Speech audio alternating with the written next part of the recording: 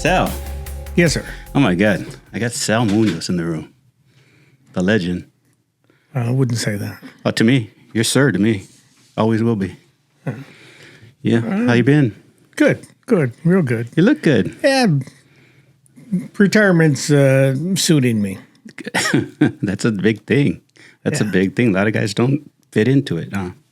They have trouble with it. They have trouble with that. But you fit right in. Yeah. It was easy? Yes and no.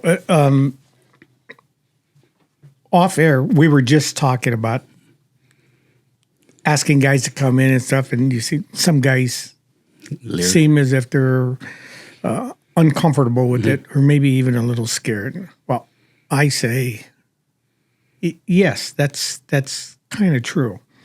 The one thing we don't do as law enforcement officers, and it, not just the sheriff's department, law enforcement, we don't talk about our feelings. Right. You know, and to talk in this forum, because when you ask me about it, I say, okay, yeah, sure, no problem. You know, Yeah. anytime you need something, call me, let me know. Yeah. I'll be there. And then I started thinking, geez, what? Because things are going through my mind. Well, what do I talk about? What should I say? What could I say? And it's an open forum, and I'm catching myself. Yeah. What I'm doing is, no, don't mention it. No, don't mention that. Yeah. Don't. Yeah. So I think that's the trouble that a lot of guys have. Yeah. We have breakfast with these old timers that back from when I was in CJ, 1979. So we got these guys, right? Yeah, 1979. And, you were probably in diapers still, man. I was 11 years old. Yeah, like I said, still in diapers. So anyway, things were different. Mm-hmm. We were all young. We were hard. We were, full of piss and vinegar, and and used to do all kinds of crazy things. And fast forward to where we are. By the time you retire, it's like you think about all those things that you've been through, good and bad. Yeah. Trials and tribulations. Yes, right? yes. All these things that you go through. It bothers people. Yeah. It took me. It didn't take me to be retired to realize that some of these things I've been involved with bother me. Yeah. And I guess, there's a name for that. It's called PTSD. Yeah. You see that in this podcast. We see a lot of guys talking, and, we've just, you've been retired. We've been retired 3 years, 4 years, 5 years. So I can learn from you. But we would go to me, you, and Larry Knott, and Tony, we would go to breakfast. And I was a little boot walking around with you three OGs, and we're having breakfast together. And I remember thinking, I have to pay attention to what they're doing because I'm going to be here someday. And Larry is buying boats, and Tony doesn't want to stop working. He's still working. He's still working. I know. And so I'm trying. For you guys are trying to school me, and sometimes I'm shut up, man. You guys don't know what you're talking about, but because I'm thinking I know it all, but I should have paid attention because I'm getting a lot of guys in here that are saying they're having trouble with it, like having trouble retiring. And I did too, but I got through it. I'm better now. But it's a big change, Sal. You know it. To go from a cop to being a civilian is very, very. The transition isn't easy if you're not ready for it.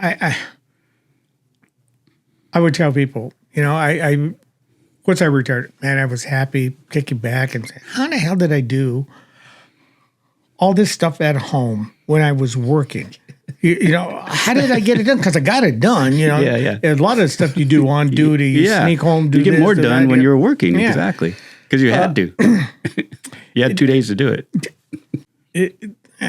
I got a lot of stories about that. Well, what happened with one time you and I were talking because I know I went to Tech Ops. Tech Ops was a morph from Spy. It was part of majors. Mm-hmm. They branched out, and some guys went. I think they took some to narco, and they took some to Tech Ops.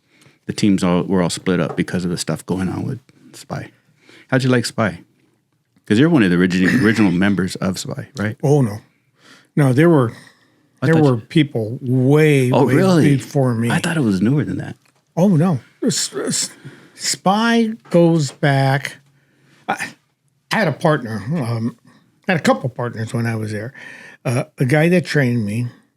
Well, here, let me back up. Okay, when you go to Spy.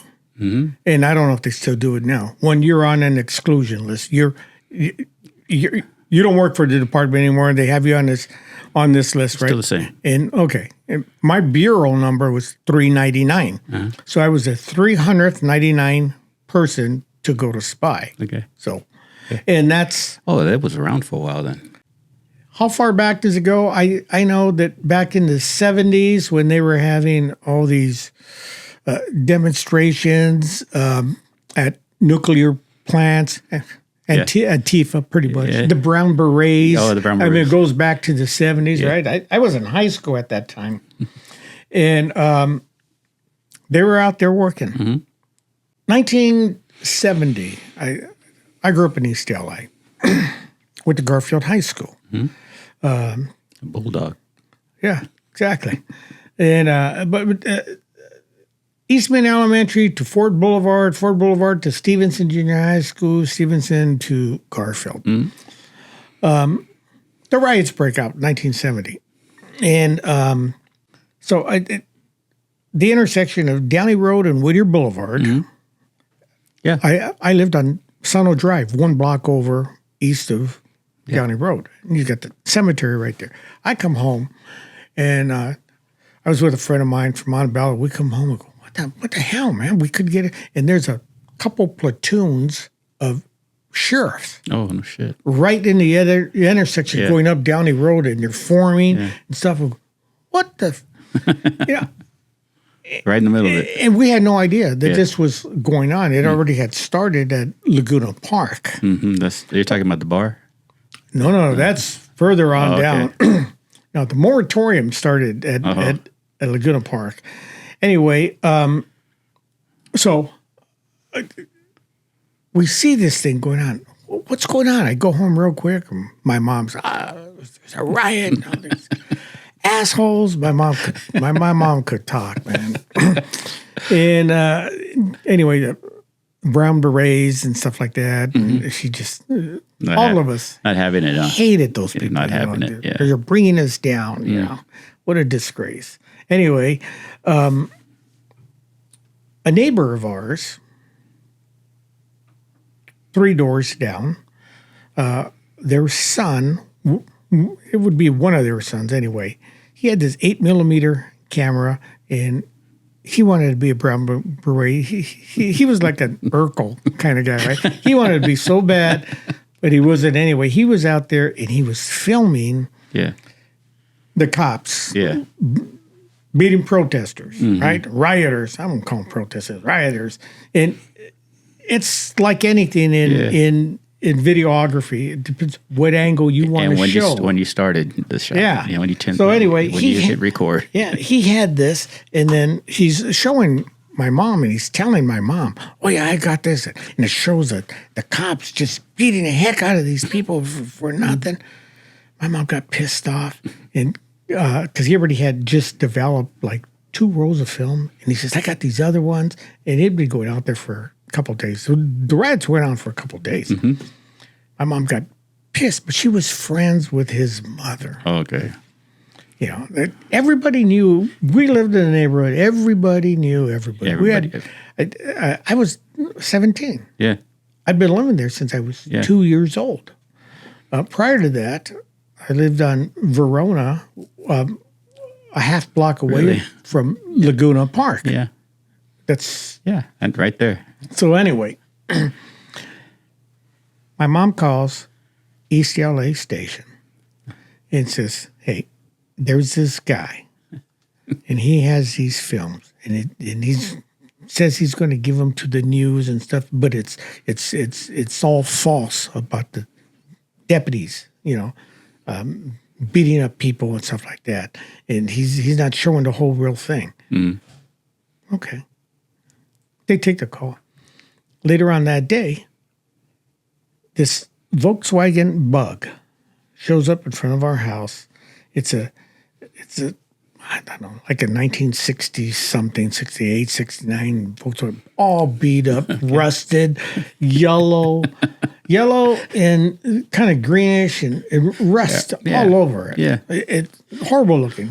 Two guys get out, one Mexican, one white guy. The white guy's taller than the Mexican guy. Anyway, they come to our house and, it's East LA, man. Somebody parks in front of your house. You look, right? So they knock on the door and they identify them. And they looked like somebody from the neighborhood, right? Majors or something. Oh, spy. Spy. And anyway, undercover guys. Yeah. One guy's, the white guy, his name was Green. I forget his first name. The other guy was Joe Quintana. Remembered that. Anyway, he's talking to us and he's telling us, well, what is it that you saw or what is it that you see? And they say, we work sheriff's intelligence. Mm-hmm. Give my mom a card. My mom's all afraid, right? My sisters. But they melted into the neighborhood. No one's even looking like a cop show. That's why they rolled like that. That's the way that whole unit was. So anyway, Joe Quintana shows up, get the information, give him that stuff. And my mom says, I could get those films. Really?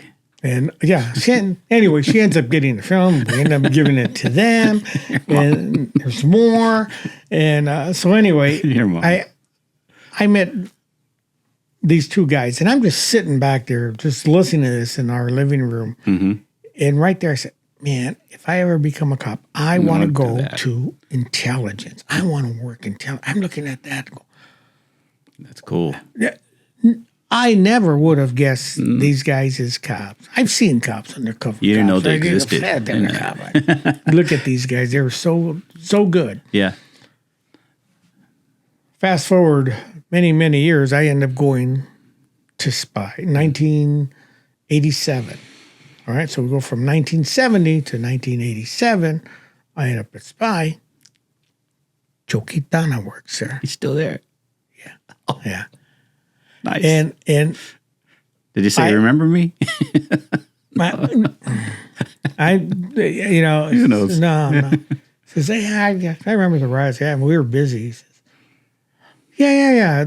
He says, I remember we got some film from a lady, but I don't remember much about it because so many things. It was just another busy time. So I told him about it. Full circle. And he says, well, good. Good. You're here. You were a good example for him to follow. You followed him, man. That's huge. You actually made it. I mean, to something you saw was what you would aspire to. And most people don't get that. They see things and they never get there. I did not. You went all the way. I did not plan on going to, I would like to work there one day or do that, but it's not like it was. Nothing's a given. A goal, right? No, nothing's a given in the sheriff's department. Everyone ends up where they can. We all try to get places, but most people don't get where they want to go. Yeah. But what I loved when working for you, Sal, was, we'd be out there hunting in OSS and I get hey, come over here. And you were working like more, just like us. Yeah. I got this guy. I got a gun. I got this. Another guy ran different stuff. And I used to tell the guys, I go, who's working OSS? Us or Sal, man, because you were getting more guns with us. It was cool because you would get into capers and it was good stuff. I mean, good stuff. You had a kid one time in Valinda that ran from you. He threw a gun, and we're trying to find the gun. And I said, Sal's making us look bad. We gotta work harder. That's one of the reasons. That's what I would do. When I first went to State Street Bureau, it was from Temple Station. Yeah, I remember. I got rolled up from there. It was like they could not get rid of me fast enough, right? I think roll-up's a badge of honor sometimes because I've been rolled up a few times. For the right reasons. Yeah. It was. I could go into... Nah. So, there's bad people. Bad supervisors need to be told they're bad supervisors.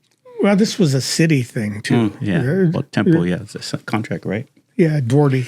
I was at Doherty, and then bumping heads with one of the guys that hired me because he wanted to be chief of police, and it don't work out. I tell stories about you, Sal, to my kids. My kids know they know Sal Munoz stories because I said, man, I had this sergeant, and I brag because to me it was amazing working for you. I had the best time working industry OSS with you. But I told stories like he probably would say that wasn't me, but I remember we were at a certain person was having this huge bureau meeting at Century. Whole auditorium's full. I remember that one. And we'd always say, who's sitting with Sal? Because Sal, you would go fight, you would battle everybody. And I think you're sitting next to Case. And somebody got up in front of the auditorium and spouted some nonsense. And you called him on it in the middle of the auditorium. And we're all looking at Case like, grab Sal, grab Sal. You were telling the truth. I didn't care if he was a chief. I know. I know. But I was like, grab Sal, grab Sal. And me and Ronnie are looking at each other like, who's got Sal? And you said the exact thing that needed to be said to the chief. I remember what it was about because we were called there. Yeah. From chief, commander, couple commanders. And then our captain and all our staff, and then the entire bureau, sitting there, being chastised because the crime rate was going up, and certain stations were complaining. Look, the gang activity going up there, and I guess we were at industry. Mm-hmm. Yeah. Anyway, we're being picked on. Yeah. We're not doing enough. And I called him and said, look, the gang activity in any one of those places, in any station, falls on the shoulders of that station. Yeah. We are only there to augment them, help them, period. Yeah. We're not part of the station. No. We're part of Safe Street. We have our own administration. Yeah. And there's only certain gangs that we go after. Yep. Not all of them. Yeah. So it's on patrol. Yeah. And East LA is a prime example. East LA station, when I was there, and I had nothing to do with it, when I went there, it went from the year before that to 25 murders to 5 when I was there. Oh, I'd love to take credit for that, but had nothing to do with it. And a lot of people say, well, it's just crime statistics, it just dropped. Well, the problem is you go one block over, here's the dividing line, Indiana, and there's Hollenbach Station. They're up by 4 murders. So they've had like 29 murders across the street. And we're down 5. Yep. No, we're doing something right. Yeah. But we don't get credit for that. No. And then we never asked for credit. But when he started challenging us and telling us we weren't working, and I wasn't home ever, you weren't home ever, we were writing more paper than anyone, and we were killing it. And he's just chastising us, saying, you guys are all lazy, no one's doing anything, blah, blah, and you had enough. And like I said, you said exactly what was right because it was bullshit. We were working our asses off for you. We were killing it. Because I'm going to say it quick. When you called me at my house, you said, I'm putting a team together in industry. I want you to come down to industry. And I said, I'm IOD. I have a broken hand. I got in a fight with some gangster. I broke my hand. And you said, I don't care. I'll wait till you get off IOD. And I said, but I'm working for Eric Giambavo in Norwalk. I said, I haven't talked to him. Industry's closer to home. Maybe I'll think about it. He's a punk. He's my friend. I love Eric. He's the greatest guy. He's a big teddy bear. I wish I could get Eric in here. But anyways, something happened when I went back to, my hand healed. I went back to Pico. And you know the story because you were there, or I had to call you. But I went back to Norwalk, and I'm not going to mention him, somebody took my desk. I'd been there 5 years, OSS. I remember when that happened. They stuck all my shit in a box under my desk in Norwalk. And all my stuff, like I was gone. I broke my hand fighting a gangster. And then someone decided that they're going to take my desk and throw all my shit in a box. And when I pulled the box, I go, who the hell did this shit? And it was my pictures for, you put your kids on, they were all wrinkled.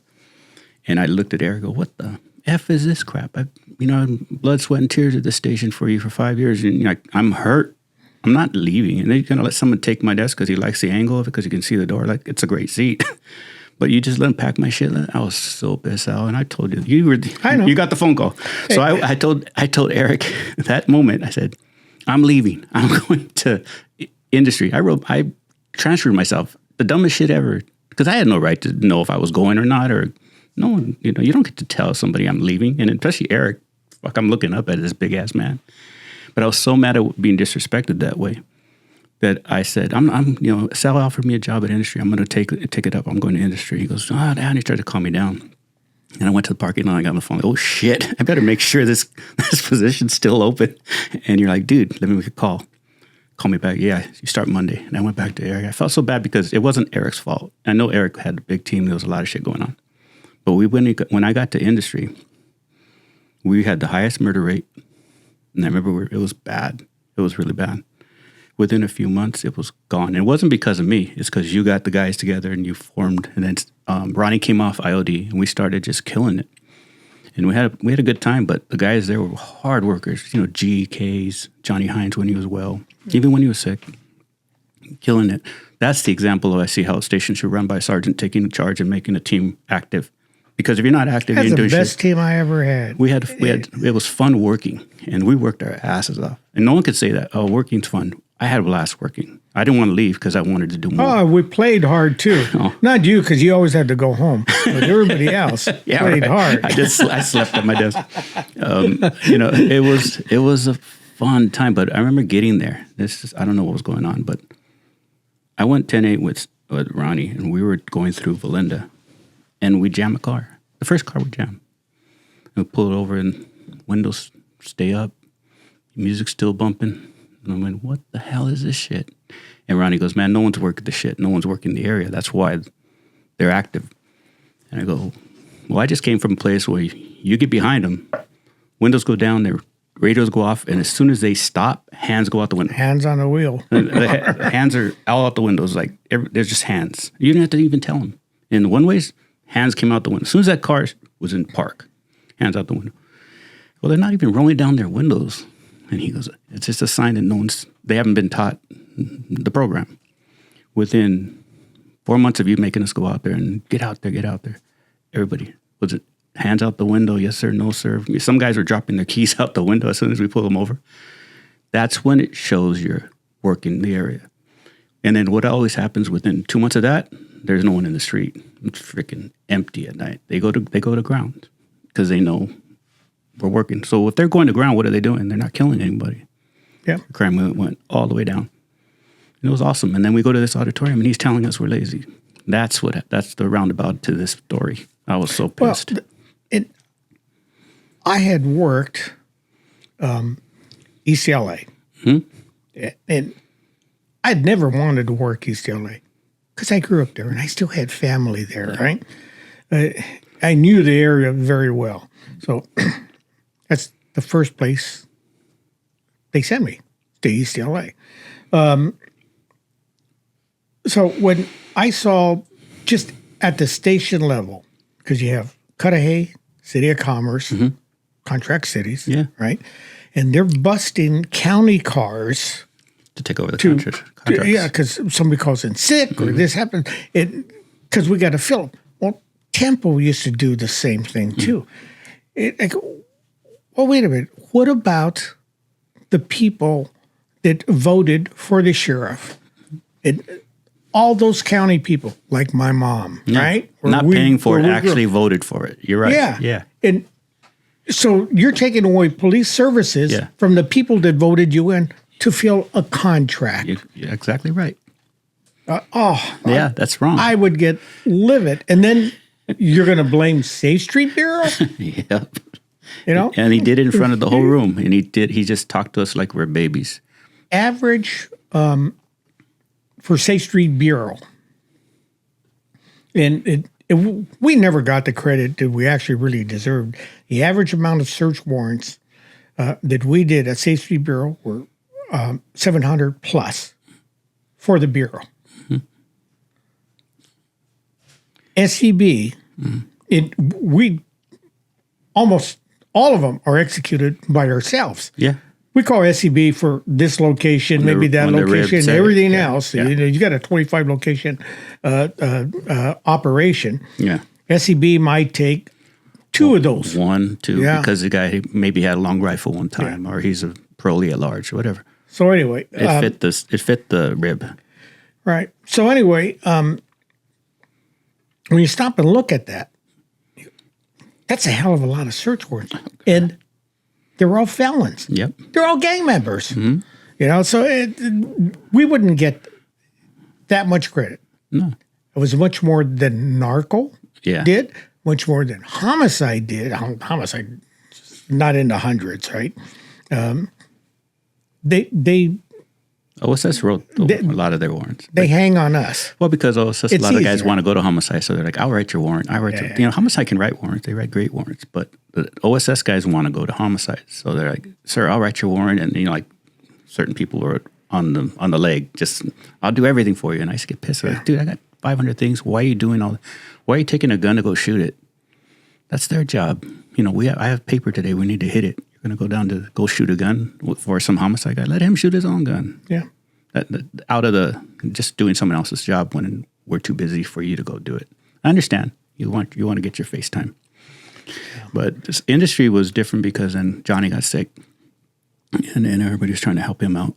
And then it seemed like it was getting bad because Williams came in and was doing all that shit. Ronnie Williams was just screwing up the whole bureau. And then Johnny got sick around about the same time. And it was just, and then Mike Ford came in and Johnny got sick, and then I came in, and then he came back to work, and he would could come and go. Yeah, well, we got he had his home station. They brought him a computer, and he was working out of the house. But then when I did that, so I know you did. I know you took care of all of us, but that's what I'm trying to tell you is that. It was more than just being a sergeant, Sal. You took care of everybody outside of work. Like Johnny's thing, when Mike Ford came in and said he's got to come back and come drive into work instead of being like a satellite. It was just, it was hard to hear. And then a certain person said, why does Johnny get to stay home and I'm IOD? And let me tell you. I know the whole story, but try not to. I know. No, I'm not going to say their names. But I was at Norwalk Pico. I had that team. I had that GET team. And that's where I met you. Yeah. And anyway, Marv Washington is leaving Safe Street Bureau, and he was going to go. Oh, he got promoted to lieutenant. You got promoted. You did. And so Mike Ford calls me. And these guys with this breakfast club, I tell you, did we have breakfast? Hey, all these guys, George Zagorski, Mike Ford, all these guys, I grew up with them. And when I say I grew up with them, we all started about at the same time. 78, 79, 80, 81, and we're all custody at some point, right? You have history. You have a long history together. So, and a lot of people don't know that. George Zagorski, he worked PMs, CJ, with us, and he's a really good guy. He's a smart guy, too. George is great. George. You know he's Ronnie's TO, right? No, I didn't know that. I didn't know. He was Ronnie's TO at Firestone. Oh, George, I'll tell you a quick story about George if you ever get to talk to him. We're in the ODR at CJ. Did you work CJ? No. Okay. We're in the ODR at CJ, officer's dining room. And George sits down to eat. I forget what it is that he was eating. Do you hear this already? No, but I've heard a lot of George stories. I haven't heard this story. I don't think so. He's eating, and there's a finger in his food. Oh, yes, I did hear this story. Inmate lost his finger and stuff, and they didn't. I mean, it was like from the shift before and stuff, and they couldn't find it. Wait, explain to me how this. Explain the moment. What he sat down and started to eat? Yes. Okay. What then? Huh? Then what happened? I mean, tell me exactly what happened. I got to hear this. Oh, George is as freaked out as you would get. Jesus Christ. And it calls the cook. And Wait. It's in his food. his food. His tray. What was it? What kind of food was it? Like spaghetti or something? I don't know. He would have to tell you. Or it could have been, like beef stew or mystery meat. You remember what mystery meat was, right? And then with donkey the gravy and stuff. And, yeah. We had nicknames for everything. I'm not going to say. But no, in the ODR, we ate different than what was on the line, right? Yeah. So anyway. But the inmates made our food too. That's why I didn't eat in the ODR ever. So George goes into the ODR, gets a plate of something, finds a finger. A finger. He found a finger in his food. Finger in his food. Yeah. Wait. That is the nastiest he thing starts. I know. We still joke about that with him. So George, what did he do? Raise his hand? I got a problem here. What do yeah. He was a like, little what the upset. hell is this? Did they find the guy that lost his finger? Oh yeah. Well, but it was from the shift prior. They couldn't find a finger, and they just served the food anyway. Like, you got to find the finger, Sal. You got to find the parts. No, CJ's huge. Yeah, it's the first and only jail for a while. Yeah. So they're anyway, OG. So if this guy loses his finger, are you going to empty out, 1,500 pounds? Yes. Because I'm just saying, there's a finger somewhere. Someone's going to get, what if he ate it? What if he bit it? I know. Well, hey, this was 1979, right? So anyway. So nasty.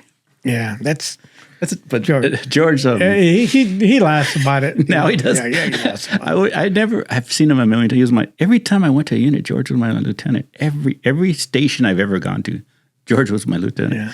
And so also follow me around, and not follow me around, but I'd always get the same sergeant was Liam. There was this station, Liam Gallagher. Then I left, and Liam comes there. Then I left, and Liam comes there. It's like, are you supposed to be watching me, Liam? Liam doesn't have. Yeah. He's like, why? I know. Never mind. I know. I don't want to say anything. He's got kind of a dry personality. He's a very serious man, but a great supervisor. Very serious man. George was a great lieutenant and had a good time with him. I know his thing was the riot control. The riot control. Oh, yeah. He did a great job at that. And I know he's doing, I've had some contact with him. He's having a really nice retirement.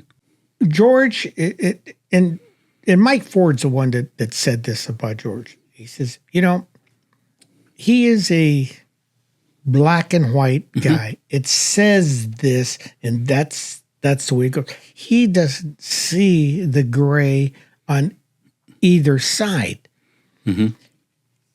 And I agreed with that. I said, yes. I said, George does not have a mean bone in his own body. No. But if you had a question for George, you knew what his answer was going to be, because it's going to be whatever it says. Whatever the policy is, or whatever's the least exposure to getting in trouble. So he always kept us out of trouble. He was always very good at it's. I knew when I got asked. I got asked LT about a warrant. I got asked something. And I know what he's gonna, but I have to ask him so he knows I'm doing something.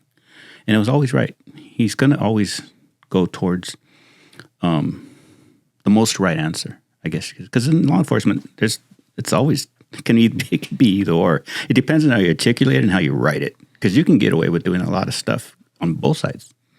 But he was very good at saying, no, I'm going to keep you guys on this side. It's cool. He saved a lot of jobs, I bet. Because we could get in trouble doing it if no one's watching that. Real easy. And that's why we thank Senior Valencia. We used to say, hey. Yeah, I thank George. George took care of me. Was to... Mm-hmm.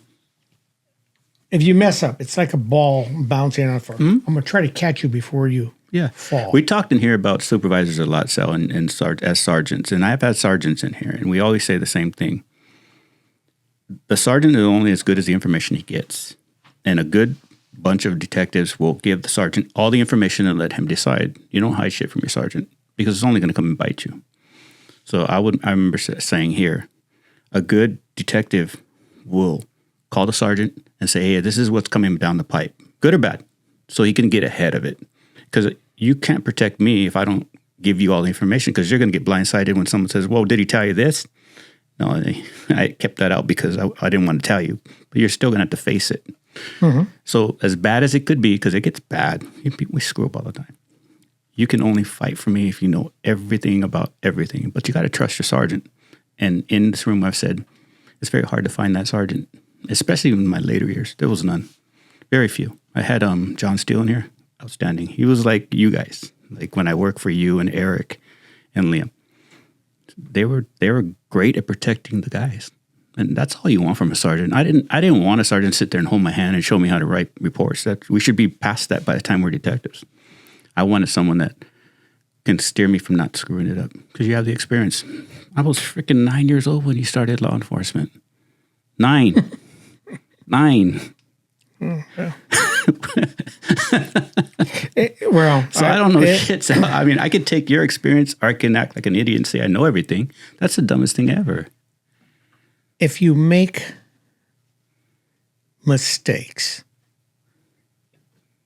you grow from those mistakes. Yes. A lot of people don't. They make mistakes and keep making. But you know where they are. But yeah, and those are the dummies, right? It's the same guy. The only way you actually really learn and grow is from your mistakes. Yes. And I've made a ton of mistakes. We all have. So like that time talking to that chief, it's not the first time I've ever done that, but I learned way before that that you treat people the way you want to get treated. In the manual, I knew the manual pretty. I used to carry a copy of the manual in the trunk of my car. Right? I know. So I could look up stuff, right? And the one thing it does talk about is the way that we address one another and the way that we treat one another. And there's only one sheriff. Everybody else is a deputy. Yep. Everybody's a deputy. And we're supposed to treat each other with respect and on and on and on. So I've had, no names, I've been chewed out, especially when you know that you're in the wrong, right? Yeah. I've been chewed out. Yeah. And then I've had... You can say names. It's not a problem to say names here. I've had other times where this guy starts talking down to you, right? And saying, this is shitty and... Hey. And I'll look at him. He's a captain. Yeah. Who the fuck do you think you're talking to? You go back. You can't talk to me like that, and you can't use that language like that. Yeah. You don't like the way I talk to you, then you better fucking get it straight. Yeah. Because get the manual. You can't talk to me like that. This is I can't talk to you like that. Yep. If you want to push this, let's do it. He has less leeway to talk to you like that because he is a supervisor. So, and whoa, I just like... Yeah, you called him out. Good. And before you do that, before you go into salvojos mode, you have to know that there's going to be repercussions. Unless the guy is a solid guy and you'll go... No. He's not going to take it. He's going to come back. That's everyone. Unless we did it to be ready for that. Yeah, and you have to... It better be worth it because, I was rolled up and when I was done, I'm like, yeah, that was worth it because that guy's an ass. Yeah. And you're not going to punk me. But he's not going to talk to you like that ever again. He's going to do it behind my back. That person. Oh, yeah. They're great at talking behind your back. Not me. I always said it. I've said it to my family. My enemies never knew they were enemies. I said, because I knew I don't want to give them a chance to come back at me. The people I got into shit with, they knew we had shit together. But I was never the type to go, hey, this guy's this or this guy that. They were. Hey, Adam's this. You don't want him on your team. You don't want him on your team. Even a captain, when badmouthed me, I never worked for the guy. But because somebody I said something to was his friend, he started badmouthing me around the department. And that's why Dwayne Harris didn't want me on his team, because he was badmouthing me. But I had never worked for him. But because I told one of his peon little buddies he's an ass. He was a fucking ass. So I told him he was an ass.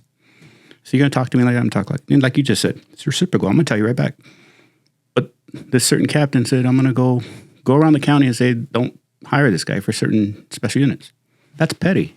and it's weak. So I don't feel bad about it. I'm actually vindicated because if those are your circle, I don't want to be part of that circle. You know what we talked about before with industry OSS. It's the best team I've ever worked on in my life. The tightest team I've ever worked on. We had OGs, younger guys, but we had a blast. We had, I'm not gonna say his name. We had a guy that was not up to par, but when we asked him to do something, he was there. I like him as a guy. I love talking to him. He's a great person. He'll give the shirt off his back. Yes. I'm talking about work. Carrying your load. Because in OSS, you're I don't give a shit. We have partners, but you're one-man cars. You can have your own caseload. You don't share cases between partners. No, I know. Your office is your car. No one goes to court for me. No one files for me. No one writes the warrants for me. You write your own shit. You might have two guys get in the car and they're never the king cars. But you have to be when you come together. You all have to come together and work hard. You can't have one weak link because it's going to weigh on you.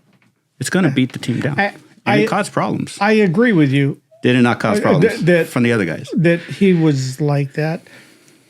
And I knew it. And occasionally I would have to light that fire under and say, hey, come here, buddy. We need to talk. I need this done. Yeah. And especially, I was no dummy. I used to listen to people. And I knew that he had cases in his locker. Yeah. They weren't even in folders. They were still the paper 49. He didn't even put them in a folder. I know. Did you know Steve Johnson? I know who he is.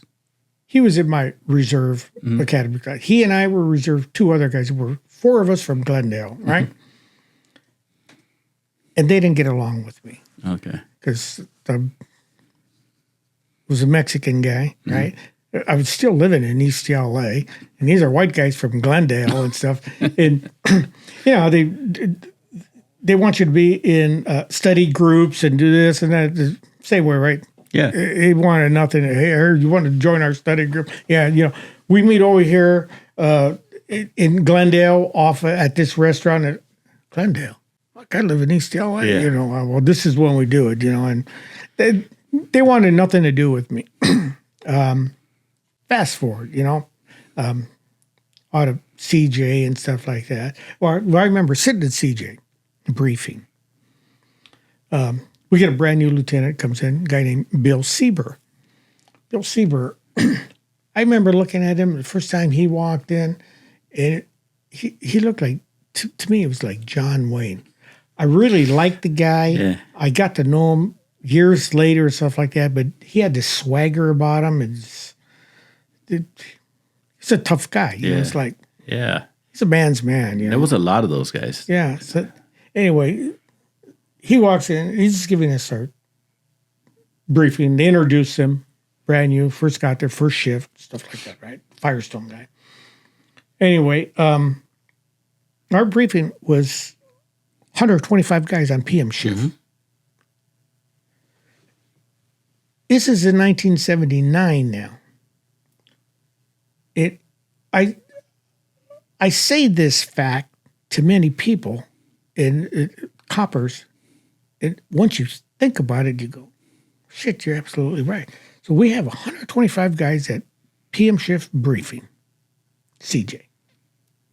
In the United States, most police departments didn't have 125 guys. It's true. LAPD, us, Long Beach PD, San Francisco had only like 200-something guys or something like that at that time in 1979. Yeah. And then, Chicago, New York. Yeah, New York's always had thousands, right? But everybody else were just... A couple hundred. I went to a training and there was 4. Yeah. And a lot of sheriffs retired from us or going back east and becoming chiefs of police. Yeah. And everybody's like, oh, they're going to... I saw somebody at the chiefs meeting. And they were out on patrol, too. And they're like... there's like 7 guys, I remember I said, oh, so-and-so's the chief of police back at some city. And they go, dude, he's got like 4 deputies. Yeah.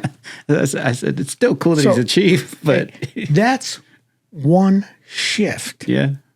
And I tell people, you don't realize how how large we were. And just that shift had a bunch of badasses. We had a bunch of wusses in there too, but we had a bunch of badasses.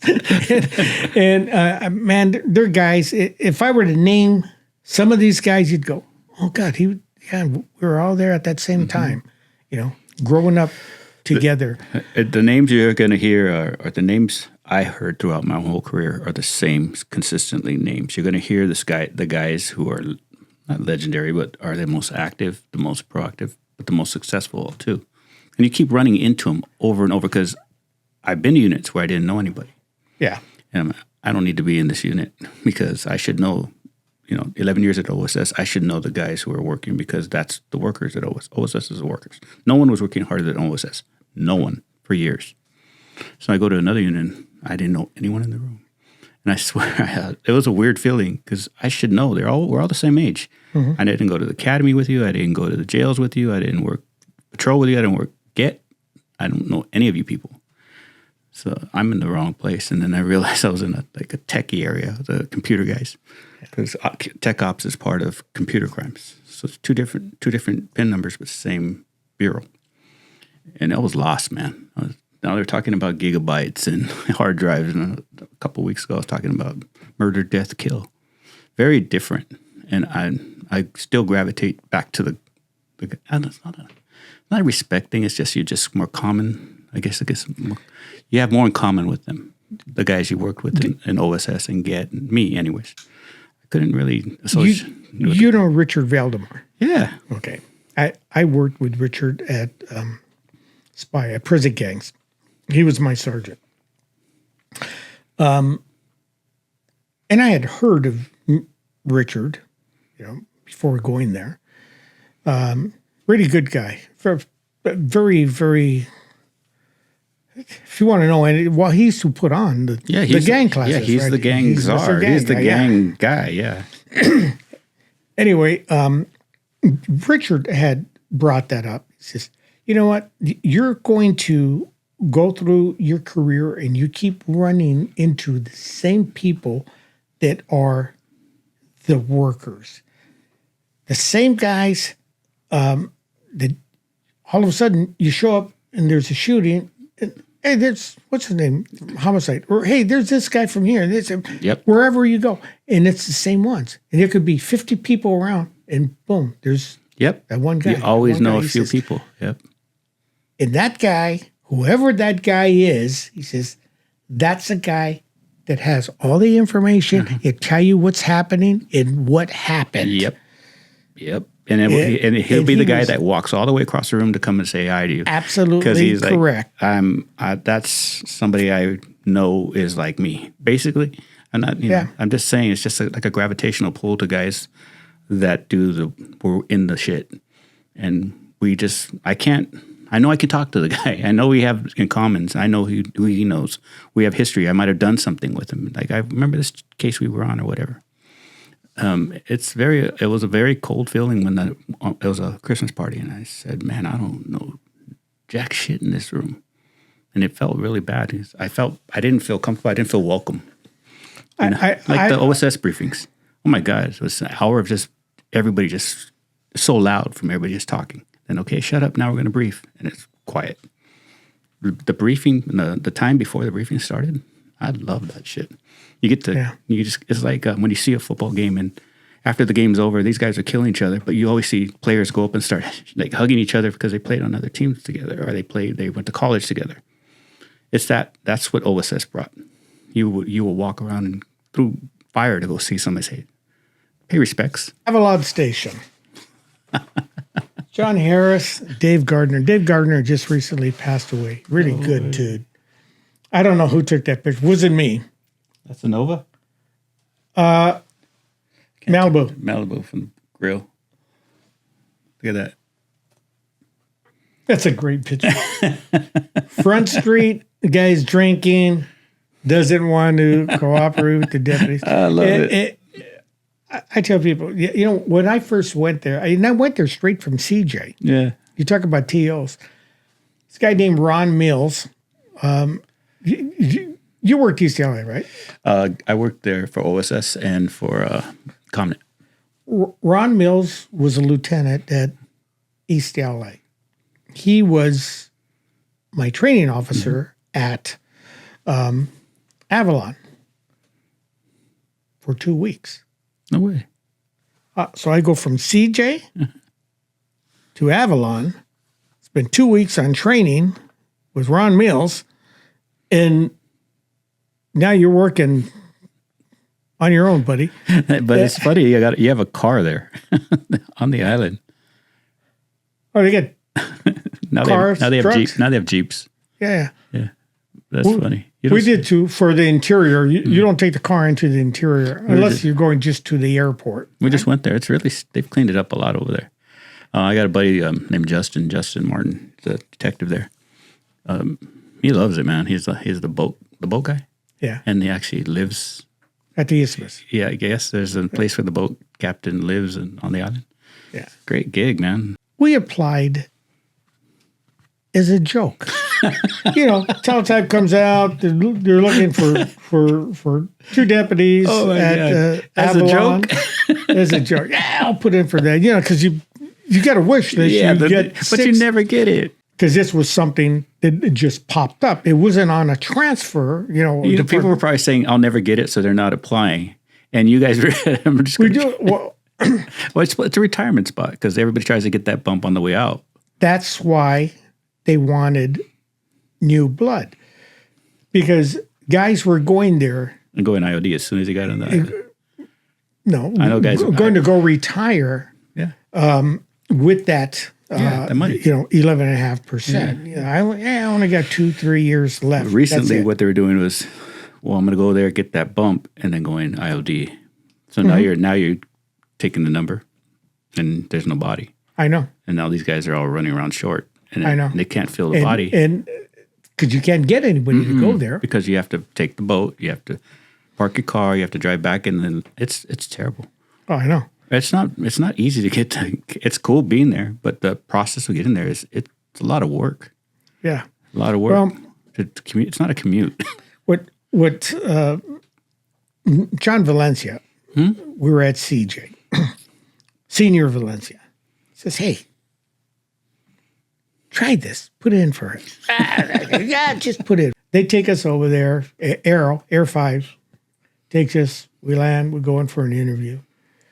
And well, what do you want to do? What experience do you have? I said, hey, I was a reserve at Glendale. So I've got patrol experience, but not regular with the sheriff's department at all, and this is what I want to do. He says, well, JV, and I didn't call him JV. I didn't know he went by JV. You were in Valencia. Oh, yeah. Senior Valencia. Yeah. Good guy. He says, well, we got a problem. He says, I'm new here. I've only been here a couple months. He says, the problem is people come here and they want to retire.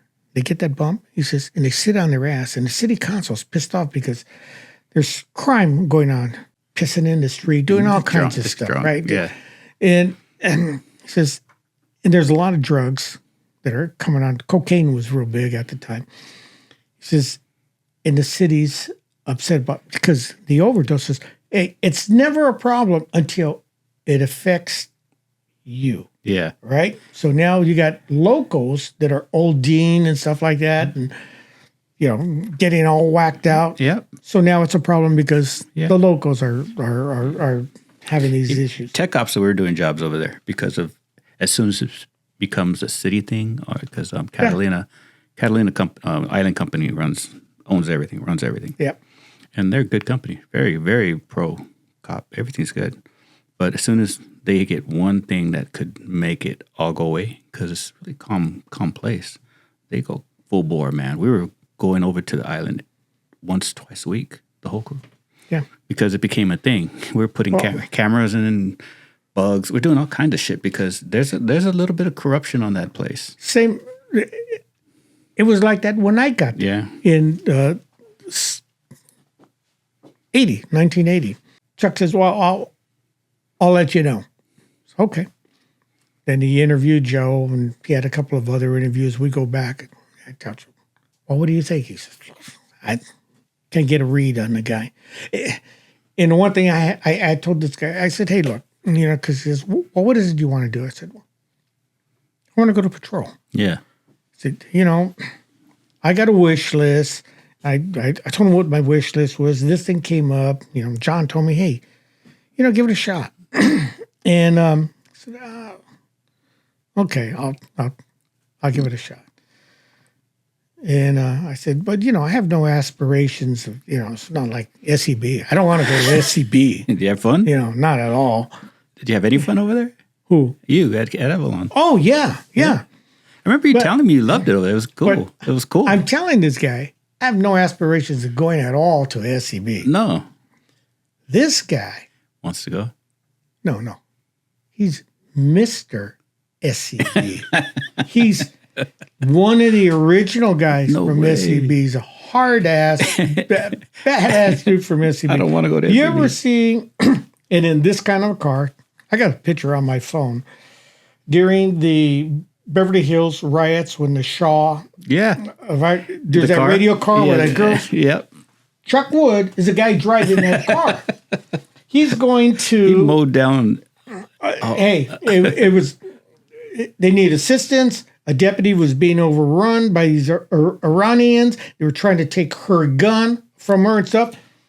SEB, hey, I got lights and siren. Get the fuck out of the way. You don't get out of the way. It's on you. Boom. And there's that famous picture of her. I have this picture. He's a guy driving that car. Okay, so he's the man. The guy sitting in the car is a guy named Donnie Dunlop. He's got a British accent. Little blonde-haired guy. Tough. Deputy? Tough son of a bitch. Oh, yeah. British accent. Ex-SEB. Yeah. Ex-ESD. Yeah.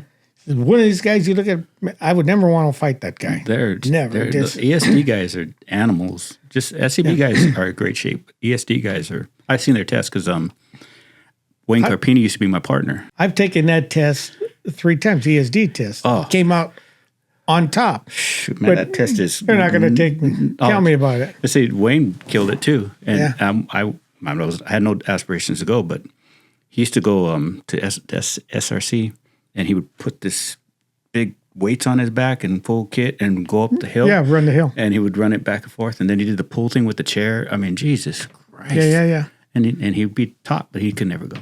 Yeah. And I knew why, but I'm not going to say why. But he should have. He was in great shape. I had a roommate, a guy named Bill Crow. He has since passed away.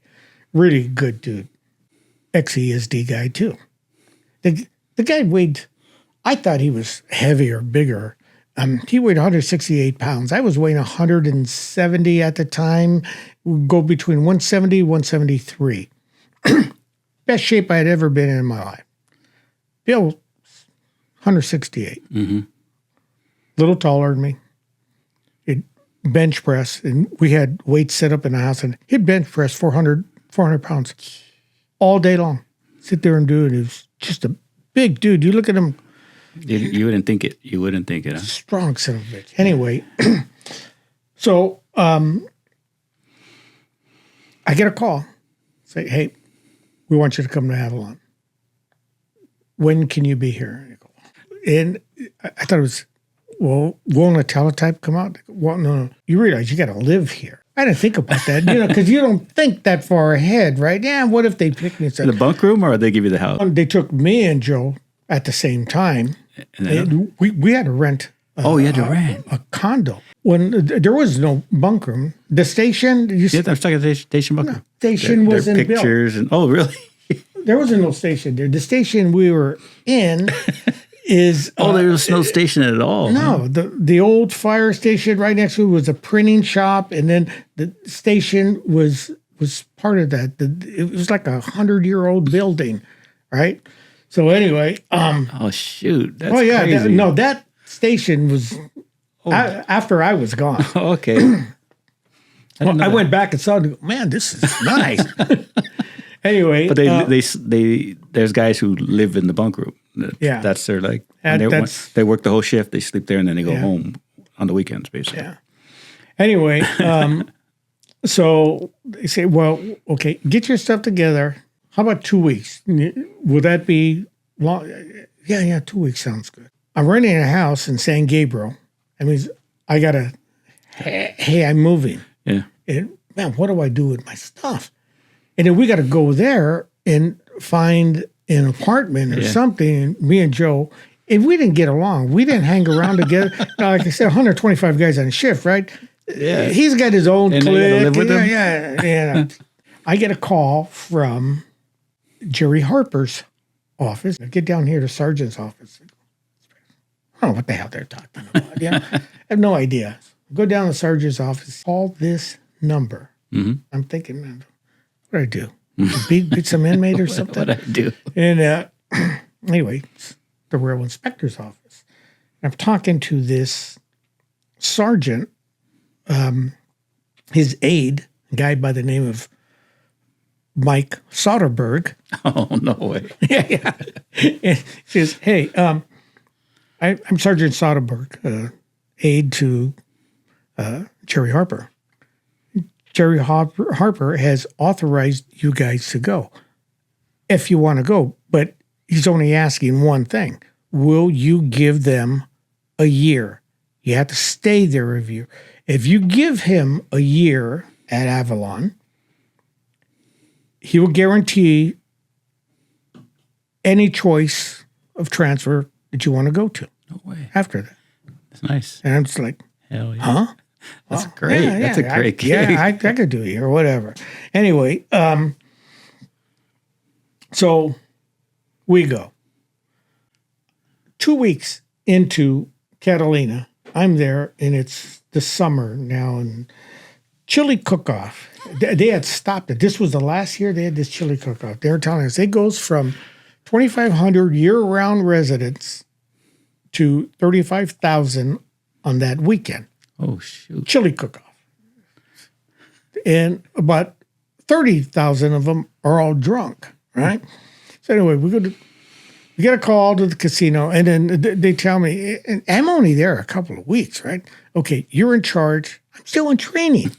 You're in charge on PM shift. Ron's coming on at this time. This guy's coming. They got this whole ops plan, and these guys are working under you. What guys? I get there, and the station's packed with deputies. They're reserves. Okay. 20 reserves. Okay. And they go every year for a couple of times a year for And you guys need the backup. Labor Day, 4th of July, and When it stuff gets like that. crazy over there sometimes. Yeah. Well, SEB used to go there Yeah. and do those things, exactly the same thing that the reserve do until SEB got thrown out for doing the stuff that SEB does. So anyway, we get a call to the casino. They're over there. They ask for me to go there because a couple of reserves say, hey, we got some drunks up on top and they're throwing shit off of the top of the casino. There was a dance going on. So I get there and say, how do you want to do this? I had never been inside the casino yet, right? Beautiful. Yeah. And it's nice. And it started looking, and they're throwing chairs. They start throwing beer bottles. They're throwing all kinds of shit. We got to put helmets on. And what the hell did I get myself into? I got shit being thrown on us. It's like about 30 drunk. All on top So of the stupid. Well, they're at the dance up there. They're cops. They're throwing shit at us, right? Yeah. Actually, kind of funny. I look back at it and go, this is stuff. Nothing ever happens at Avalon, right? It's one night driving down the street, and there's these two guys walking, not too far from here, walking down the street. They got their backs towards me. This is about 2 o'clock, something like that, 2 o'clock in the morning. And they turn around and they look, and one guy goes like this. So I go, they got a beer. They're walking down the street drinking beer. So I pull up behind them as they're walking, and I pull up to the curb. I get out of the car. I say, hey, come over here. Hey, I don't recognize them. So I know they're not locals. come here. Keep walking. I said, hey, dude, I'm not going to ask you again. One guy stops, turns around. The other guy just keeps walking. And he starts to walk back to me. This guy, real slow. And this guy turns and he goes, oh, okay. And he starts to walk back, but he's walking back at an angle. Kind of like towards the middle of the street. Yeah. And I'm looking at him, and all of a sudden, Yeah. the hair on the back of my neck stands up. And what flashed through my mind was that shooting in Firestone where these Crips shot the 2 deputies, and they same thing. Had their backs to them. The deputies are calling them OSS guys. And they turn around, walk back towards them, kind of like to flank them. Yeah, and then they triangulate them. so anyway, this guy does that, and then he raises his hand like that, and he caps a couple rounds at me. And I go down.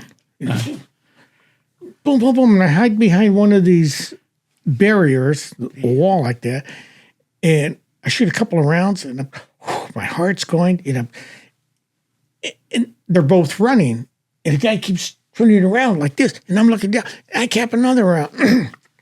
I get on the radio. I wake up the dispatcher, it was civilian dispatcher, and she already had like the guy from the harbor patrol says, "Hey, did you hear that? He's talking to her now." And I'm, put up, hey, I need some help. Shots fired over here. What? 184. Anyway, so I get a bunch of help.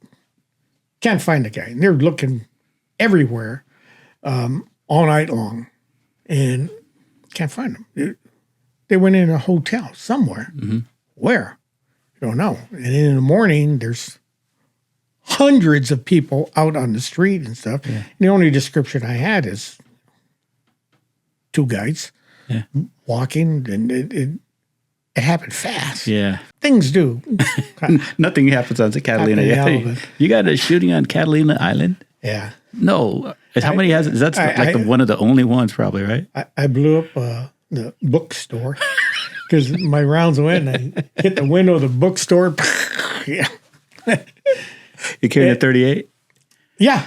And they found a bullet hole in a building behind me where I guess this guy lives in there's a hole. They tried to find a round and couldn't find a round, but there's a hole. Yeah.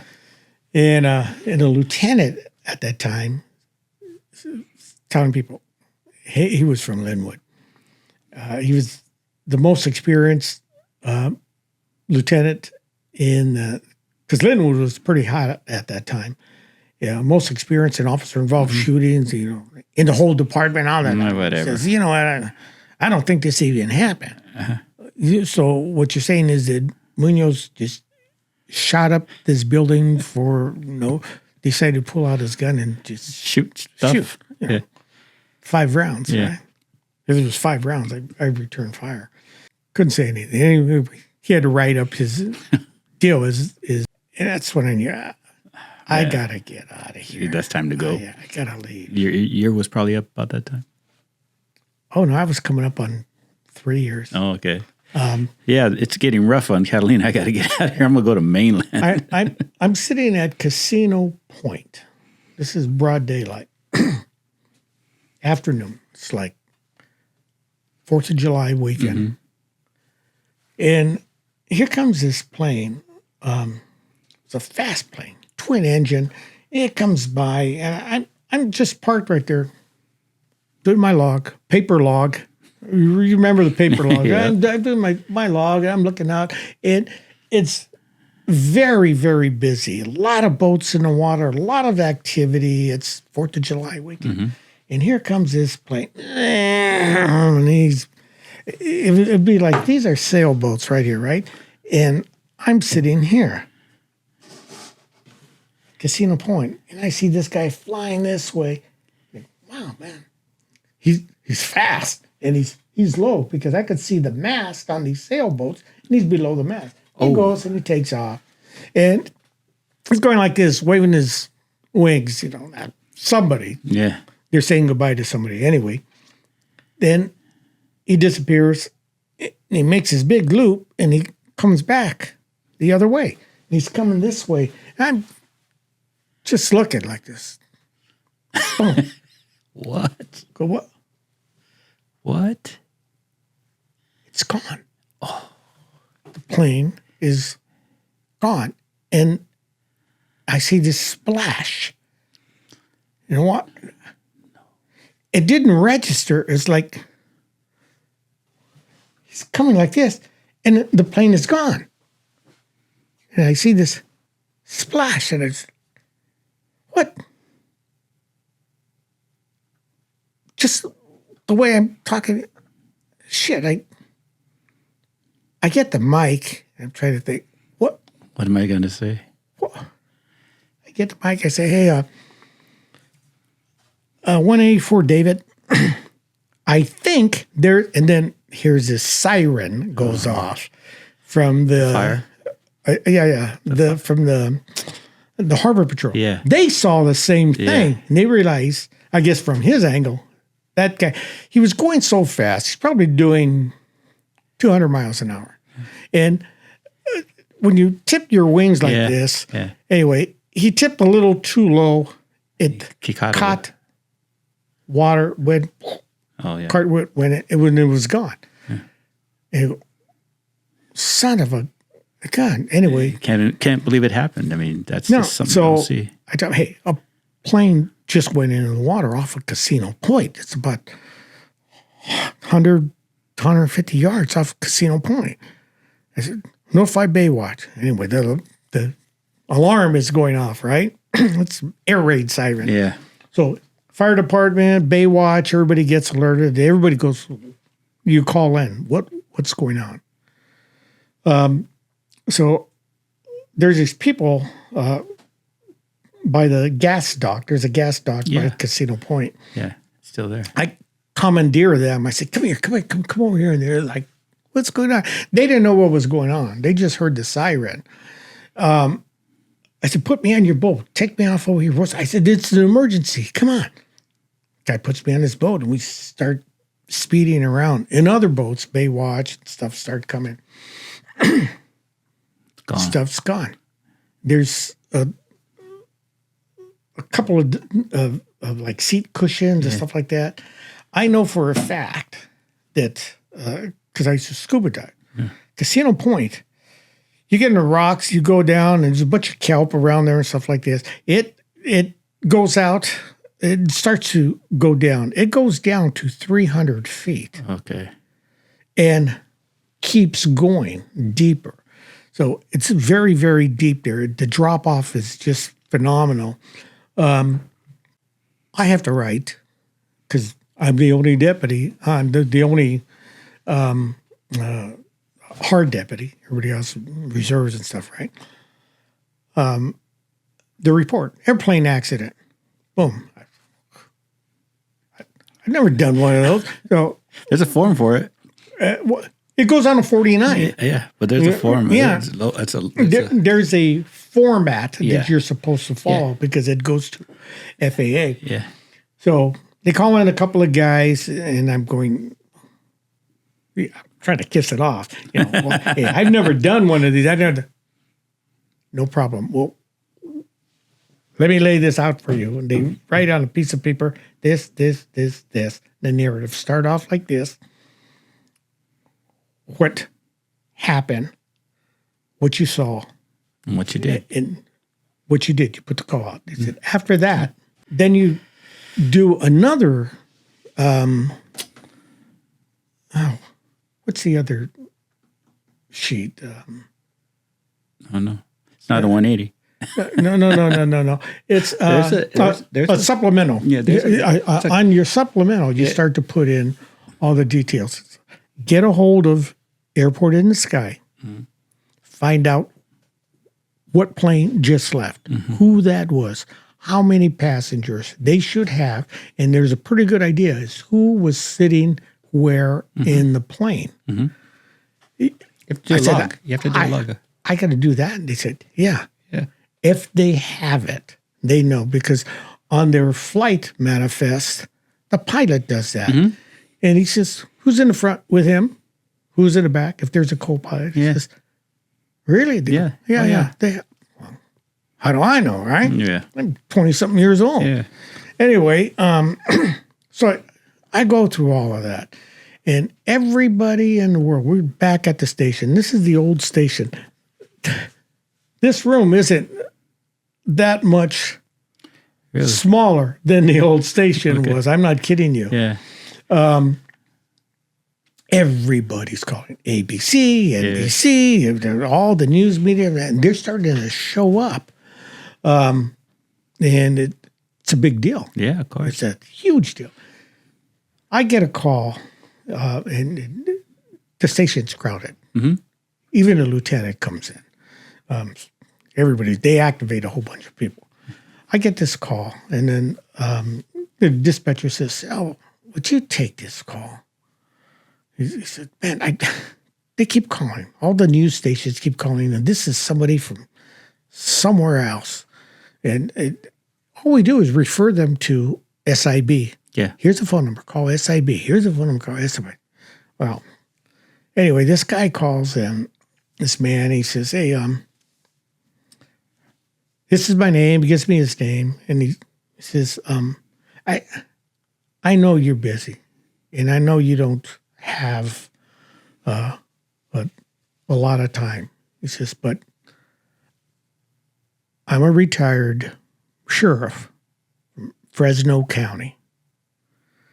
And he says, "I served up here, I forget how many years." He was telling me, he says, "Hey, I think my daughter was on that plane." I said, "What?" He says, "Yeah." He says, I don't know. We're getting just what's on the news. And I've tried to contact them, and I can't remember. There's no cell phones. There's no pagers. There's nothing. Yeah. This is 1982. And so anyway, he says, "This is her name. This is my daughter's real name. This is her married name. She would have been with her husband. There was a group of them that left Fresno, and they went to Catalina Island, I don't know where, and they were there for a couple of days, and they were supposed to be coming back." He says, "I just see on the news. I'm looking at the manifest. It's her name. There's her name." And I'm just like, he says, "I know you can't say anything, but, could you tell me that either it was her on the plane or it wasn't her?" He says, "You can't imagine what I'm going through." Oh, my God. And I already had been told, hey, everything goes to SIB. You don't give any information. You don't do any of that. He says, because you don't know who. But I'm listening to this man. I could tell he's telling me the truth. Yeah. He's not the news. He's actually a father. I said, "You probably want to come here." Yeah. It's the best thing. It's just quiet. It's just, "Thank you, Deputy. Thank you so much." Oh, that's brutal. And I'm just like, oh. Dude. Death notifications are the worst thing in history of man. That was my first airplane accident. Second one was it's a helicopter. What? Coming from Long Beach to Avalon. And it goes down. Just a couple 100 yards right off of Pebbly Beach. Goes down. That's in about 300 feet of water. Anyway, we end up, Chuck Wood is out there. They know where the helicopter went off, stuff like that. Man, husband and wife just got married. They're going to do their honeymoon at Catalina. And then there were 5 people on board, 5 souls on board. And then, one of them was a young kid, about 5 years old. man, when they finally brought the whole stuff up, the helicopter and everything, it had been down there for 2 days. The fish are already starting to eat. And I'm looking at this kid, and he looked exactly like my nephew, one of my nephews. And I just, shit doesn't ever happen at Avalon. So that's the hardest thing, man. The death notification we talked about on the show, having to tell a parent and having to deal with that. Hey, you got a picture of our team right there. I see that one. Bill Crow, Chuck Wood is the guy in the yellow talking. Were his parents trying to be funny? Who? Chuck Wood. Oh, I know. How many could have Woodchuck Chuck? I know. Bringing the body bag out from the hospital. So you're ripped, man. Is that you? No, that's Bill Crow. I was going to say, man, he's all yoked up. Press 400 pounds? No. Anyway, that's Air 5 on the golf course. Yeah. That body bag is the pilot who was like 6'2". There's only that much. What people don't understand is we would get deaths all the time at Avalon. If you look in the manual, it talks about dead bodies at Avalon. Since coroner doesn't go there, stuff like that. If it's lying out in the open, cover it, body bag it, toe tag it. Oh, you guys did it. Yeah. That's the only exception to, the corner. Dead bodies. Really? And if you don't on the toe tag, don't ID the person as to who it is. Okay. But 2 tags. One, John Doe or Jane Doe, because it's a coroner's job to do that. Mm-hmm. But if you got a wallet with an ID and the whole thing, and you say, hey, that's Sal Munoz, you could identify.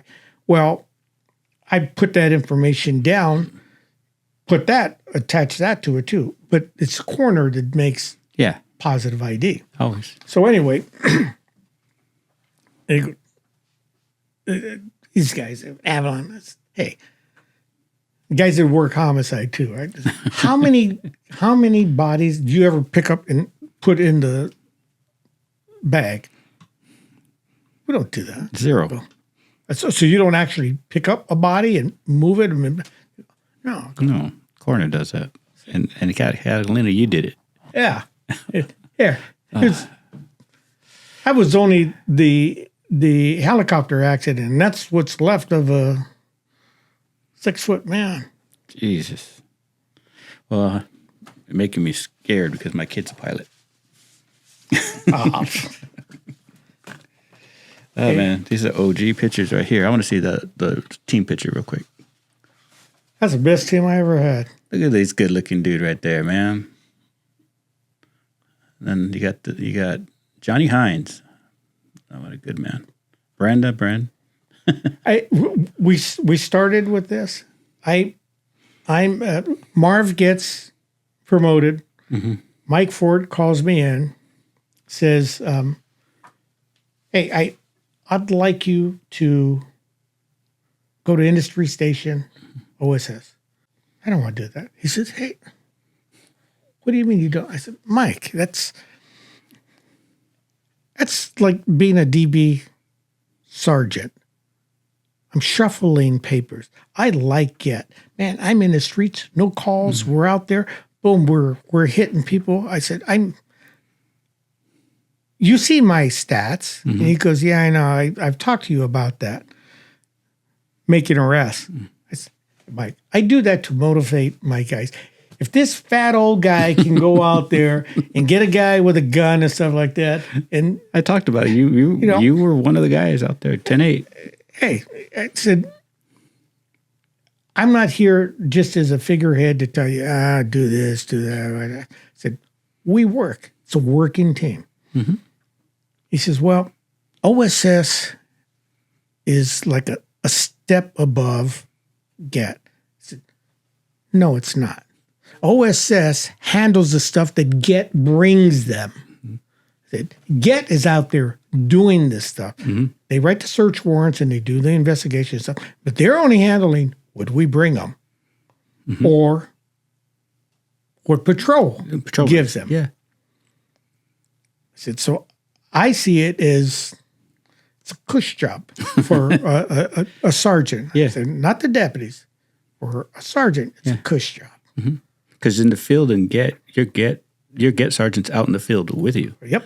OSS, the sergeant doesn't leave the office. He may not even show up to He the might not even office. show up to the office unless we need him. But get is a suppression team. So they're in the field and they need a sergeant because they're always They have to be they there. follow up. We're going to go in a house. We're going to do this. We're going to do that. And he approves the reports. Station sergeant doesn't approve those reports. It's your sergeant is in the field. That's why when talked about you were making hooks because we're making hooks. We're trying to battle the sergeant who's got a gun, and I didn't get a gun tonight. It sucked, man. I'm kidding. Your team, I didn't work get for you, but I was at Norwalk OSS, and your team had like El Creo and Paul Moreno. Those guys are killing it. But I gave them a lot of shit too. So I know that. I fed those boys for a long time, and I hope they admit it. Because we work together. They help me, I help them. And I want them to get the experience because they want to be OSS. Yeah. I was get, and I was always asking the OSS guys, what do I do? What do you want? I used to stand those guys all the time. Oh, yeah. Anyway. Then you go to OSS, and you didn't want to go to OSS. So Mike says, well, I need you to do this. I go, what do you mean? He says, look, do you know Johnny Hines? No. Right. He says, do you know anybody at industry? I go, G, because he worked at East LA. And I knew him even before then, when I had met him. He says, look, Johnny Hines has cancer. He has this brain cancer, and he had a tumor, and he says, man, this is the strongest guy I know. He's worked, he's gone through it, he's come back, he goes back. He says, hey, look, he's off right now, and he can stay at home and carrying him on the books. Marv is leaving. I got to put somebody in there that I know will take care of him. So I want you to do it. He says, I will deny it. He says, because some of this Of course. could be looked at as fraud. Illegal. I go, no. All right. Okay. I don't know the guy, but if that's the circumstances, yes. I had just lost my wife to cancer, right? So I started thinking, are you doing this because, of these circumstances? And I'm thinking this in my mind. I said, no, he wouldn't do that. Okay. He says, I really appreciate it. And he says, I like the guy, I like his family, I like his wife. He says, Sal, this is a good dude. It's a great dude. All right. Yeah. Okay. I said, I only asked one thing. He says, what? I said, just like the get teams, because I had gone to him with the get teams. I said, hey, I'm in charge of the team. George is in charge of me and the team. But I run the team. Yeah. And if there's somebody on there that doesn't go along with the program, doesn't want to go along with the program, they're going to be a thorn in my side, I'm going to bounce them out of the team. I will give them a chance to come about. If they don't, if I say, find a home, and they come crying to you, I want you just to say, what did your sergeant tell you? Because if he said, find a home, you want me to find a home for you, or you're going to find it? I said, I'm in charge. He says, that's not going to change. Okay. Okay. So I end up at industry, right? And I meet Johnny because he comes in about a week later. And he didn't know me. And the word probably was, well, we got a new sergeant here and stuff like that. I mean, maybe you should start to come in. Anyway, I pulled him aside and I talked to him. I said, hey, I understand you're ill. I said, I'm not going to get into your personal business. I said, I just lost my wife to cancer. And I started to tell him, he's looking at me and said, hey, this is going to be the deal. If you want to come in, come in. If you don't, just call me and let me know. And things progress where I said, okay, we're going to get you, this is going to be the deal because I'm not going to put you and your family in trouble. Yeah. I'm not going to get in trouble. Yeah. In case, and I already had heard about one dumbass that was there. Stupid son of a bitch. I said, this is going to be the deal. Be nice when I call him that. You're going to work remotely from home. I'm going to get a computer. We're going to set it up at your house, and you're going to do FI cards because nobody here wants to file FI cards. It's a pain in the ass. I said, he was happy to do it. I know. And I said, so I'll call you like once a week.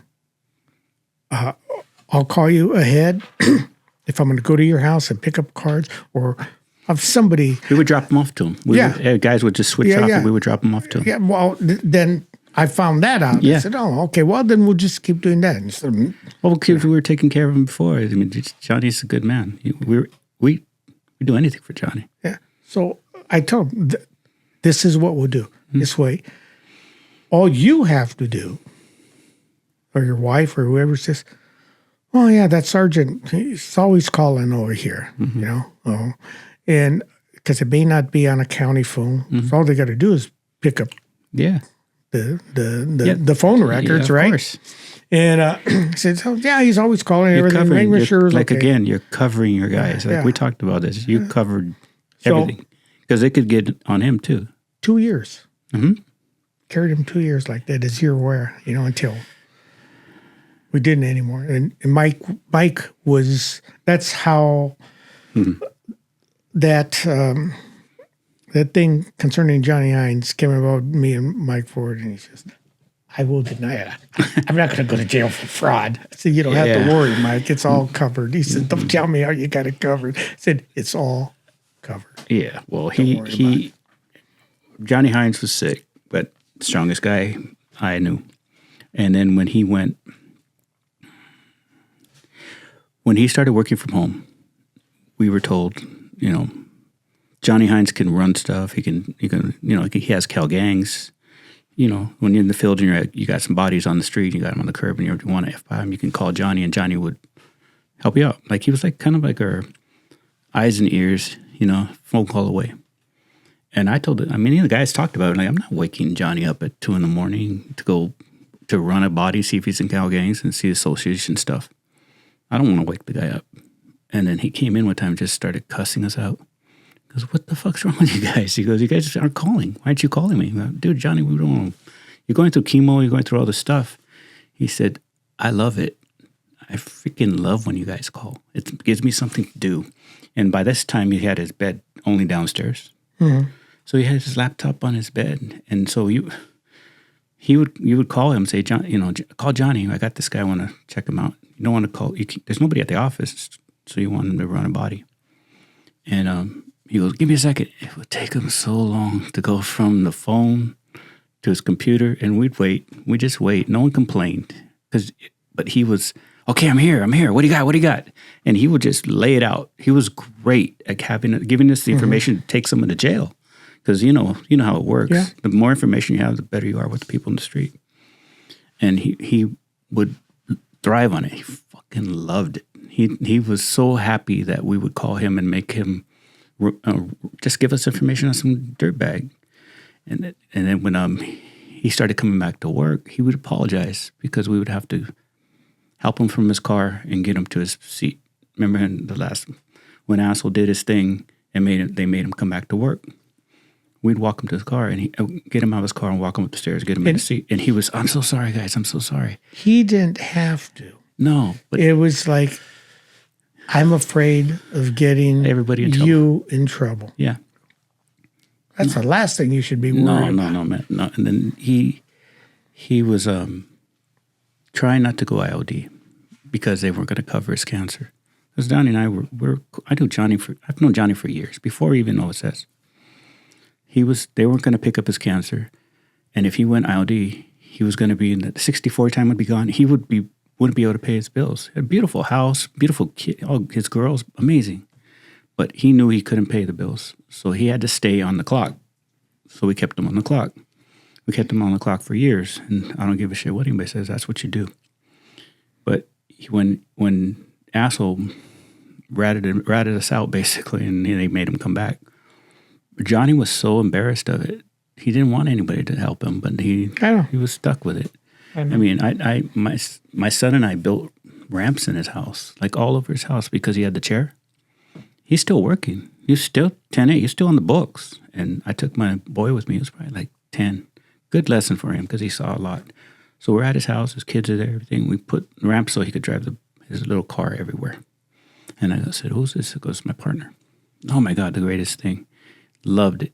I mean, he loved helping. And then when he got really sick, the county wouldn't give him a chair. They would not give him a motorized chair or a wheelchair because they weren't covering him. Remember, he's still. So I called a certain person over at A-Lads. I go, you need to get Johnny Hines a mobile chair, one of those scooters. He goes, Adam, it's an insurance thing. I go, I don't give a shit, man. How much money would give you? He was the president of A-Lads. Get him a damn chair. And he figured it out because I was pissed. And then they brought him a chair.